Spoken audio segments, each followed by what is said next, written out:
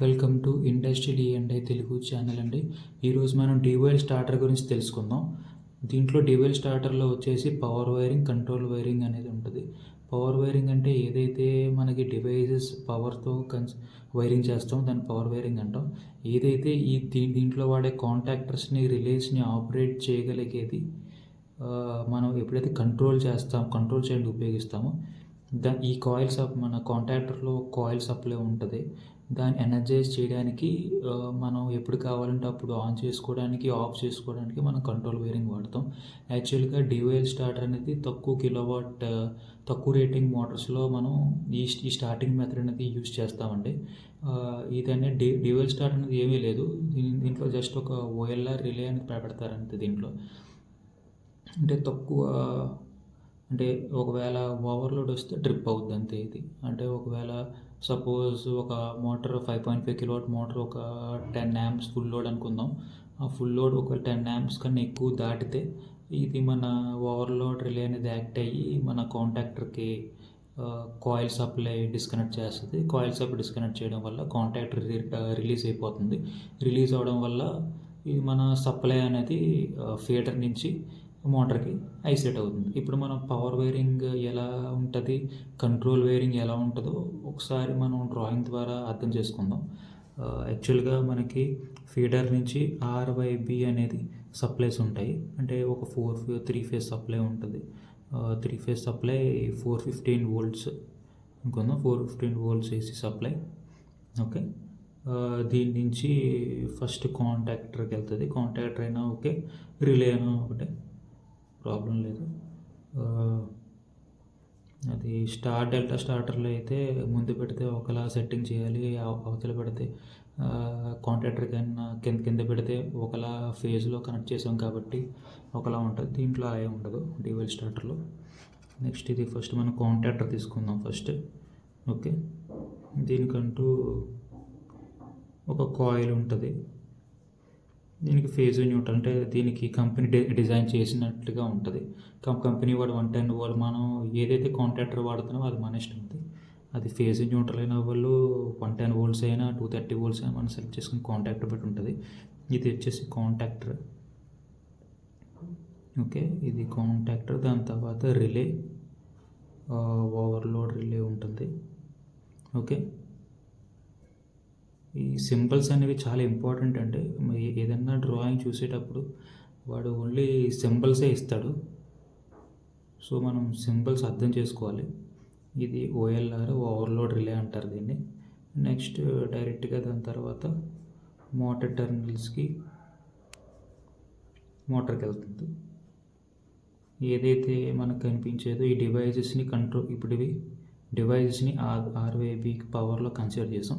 Supply అవుతుంది. Supply తర్వాత కాంటాక్టర్కి వస్తుంది. కాంటాక్టర్ నుంచి ఓఎల్ఆర్కి వస్తుంది. ఓఎల్ఆర్ నుంచి మోటార్కి వెళ్తుంది. ఓకే, ఇప్పుడు ఈ కాంటాక్టర్ని మనం కంట్రోల్ చేయొచ్చు. ఈ కాంటాక్టర్ని మనం ఈ మోటార్ని ఎప్పుడు స్టార్ట్ చేయాలనుకుంటున్నామో అది మన ఇష్టం. అది సో ఈ కాంటాక్టర్ స్టార్ట్ చేస్తే ఈ మోటార్ సప్లై అవుతుంది, ఈ మోటార్ తిరుగుద్ది. ఒకవేళ ఈ మోటార్లో ఏమైనా అబ్నార్మాలిటీ ఉంటే ఓఎల్ఆర్ అనేది దీంట్లో ఒక 5.5 కిలోవాట్ మోటార్ అనుకోండి, ఒక 10 amps సెట్ చేస్తాం. 10 amps కన్నా ఎక్కువ డ్రా చేస్తే ఈ మోటార్, ఓకే, 10 amps కన్నా ఎక్కువ, ఇది ఫుల్ లోడ్ 10 amps, 10 amps కన్నా ఓఎల్ఆర్లో సెట్టింగ్ అయినా క్రాస్ చేస్తే ట్రిప్ అవుతుంది. అంటే ట్రిప్ అవడం అంటే దీంట్లో పవర్ ట్రిప్ అవ్వదు. దీంట్లో ఎన్సీ టెర్మినల్ ఉంటుంది. డైరెక్ట్గా మన కాయిల్ సప్లై పోతుంది అనమాట. సప్లై పోవడం వల్ల దీనికి మధ్యలో ఉన్న కాంటాక్ట్ బ్రేక్ అయ్యి 3 ఫేజ్ సప్లై, మోటార్, పవర్ అనేది ఐసోలేట్ అవుతుంది. ఇప్పుడు మనం ఈ కాంటాక్టర్ని ఈ కాంటాక్టర్ అనేది ఎలా స్టార్ట్ అవుద్ది, స్టాప్ అవుద్ది మనం ఇప్పుడు కంట్రోల్ వైరింగ్ ద్వారా తెలుసుకుందాం. ఓకే, కంట్రోల్ వైరింగ్లో ఆర్ అయినా, వై అయినా, బి అయినా ఏదో దాన్ని ఒక ఫేజ్ సప్లై తీసుకుంటాం. యాక్చువల్గా మనం బి నుంచి తీసుకుందాం. మనం దీని నుంచైనా తీసుకోవచ్చు, లేకపోతే ఎక్స్టర్నల్ సోర్స్ నుంచైనా మనం ఆర్వై ఏదైనా ఒక ఫేజ్ తీసుకోవచ్చు. ఓకే, నేను దీని నుంచే తీసుకుంటున్నాను. ఓకే, ఇక్కడి నుంచైనా తీసుకోవచ్చు, బయట నుంచైనా తీసుకోవచ్చు, ఏం ప్రాబ్లం లేదు. కొంతమంది ఏం చేస్తారు, కంట్రోల్ వైరింగ్కి యూపీఎస్ సప్లై తీసుకుంటారు. ఓకే, కొంతమంది రా సప్లై తీసుకుంటారు. రా సప్లై అంటే ఈ టెర్మినల్స్ నుంచి వచ్చేదాన్ని. యూపీఎస్ సప్లై అంటే బయట యూపీఎస్ నుంచి వస్తుంది కదా, యూపీఎస్ సప్లై తీసుకుంటారు. ఓకే. నెక్స్ట్ దీని నుంచి ఏదన్నా ఒక ఫేజ్ తీసుకుంటాం. ఈ ఫేజ్ నుంచి ఒక ఎంసీబీ పెడతారు ఇక్కడ. ఎంసీబీ అంటే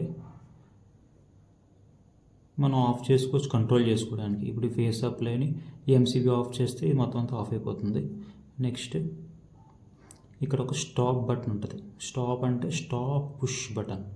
స్టాప్ పుష్ బటన్ అంటే జనరల్గా స్టాప్ పుష్ బటన్ అది మష్రూమ్ టైప్ వాడతారు. మష్రూమ్ టైప్ పుష్ బటన్ ఉంటుంది. ఇది ఒక జనరల్గా ఇది ఎన్సీలో కనెక్ట్ అయి ఉంటుంది. స్టాప్ పుష్ బటన్ అంటేనే ఎన్సీలో అంటారు. ఓకే. నెక్స్ట్ ఓఎల్ఆర్ రిలే ఇది ఉంది కదా, దీంట్లో ఒక పొటెన్షియల్ ఫ్రీస్ ఉంటాయి. ఎన్సీ ఉంటుంది, ఎన్ఓ ఉంటుంది. ఓకే. దీని ఎన్సీ నుంచి ఓఎల్ఆర్ ఎన్సీ. ఓకే. ఈ ఎన్సీ నుంచి తీసుకుంటాం ఇంకో నెక్స్ట్ కంటిన్యూషన్ వైర్. ఓకే. దీని నుంచి ఎలా వచ్చి ఇది ఒక start push button. Start push button ఎన్ఓలో ఉంటుంది. ఓకే. దీని నుంచి కాంటాక్టర్కి వెళ్తుంది.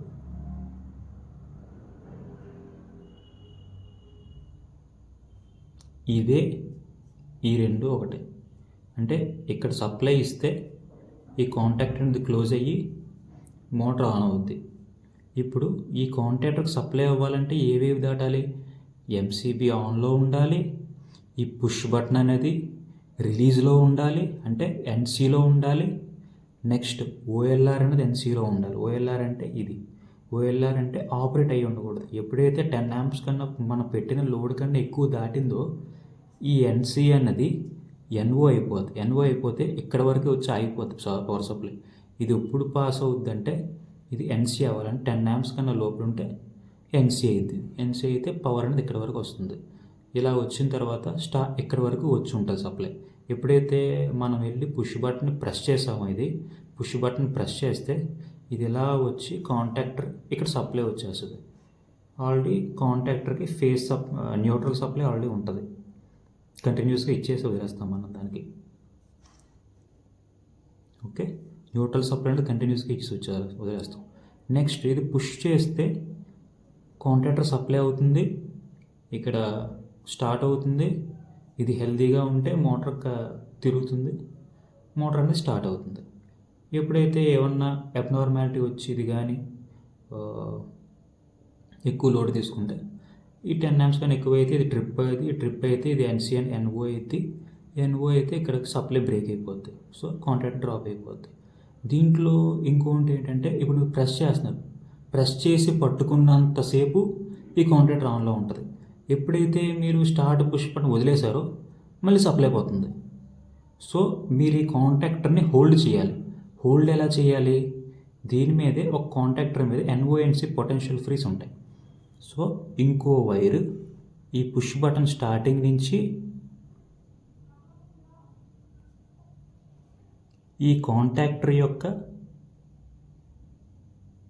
ఎన్ఓ ఉంటుంది. అంటే దీంట్లోనే ఒక ఎన్ఓ ఉంటుంది. ఓకే. ఆ ఎన్ఓని దీన్ని ప్యారలల్ చేయాలి. అప్పుడు ఏమవుద్ది?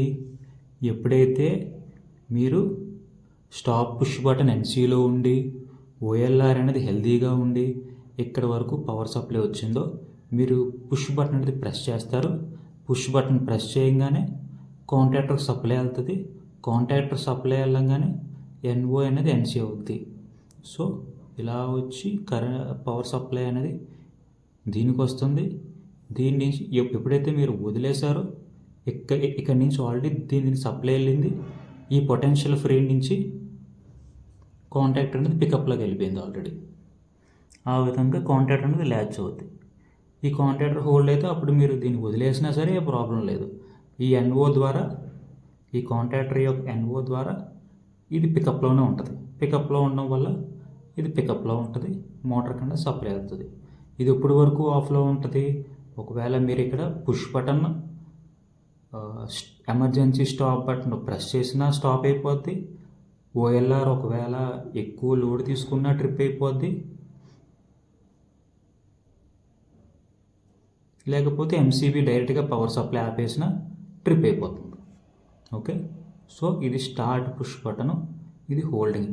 ఎప్పుడైనా సరే మీరు పట్టుకున్నంతసేపు ఇది ఆన్లో ఉంటుంది, వదిలేస్తే ఆగిపోతుంది మోటార్ అంటే మనం ఇమీడియట్గా ఏం చెక్ చేయాలంటే ఈ కాంటాక్టర్ యొక్క ఎన్ఓ పుష్ బటన్ ఏదైతే మనం హోల్డింగ్కి వాడుకున్నామో అది చెక్ చేసుకోవాలి.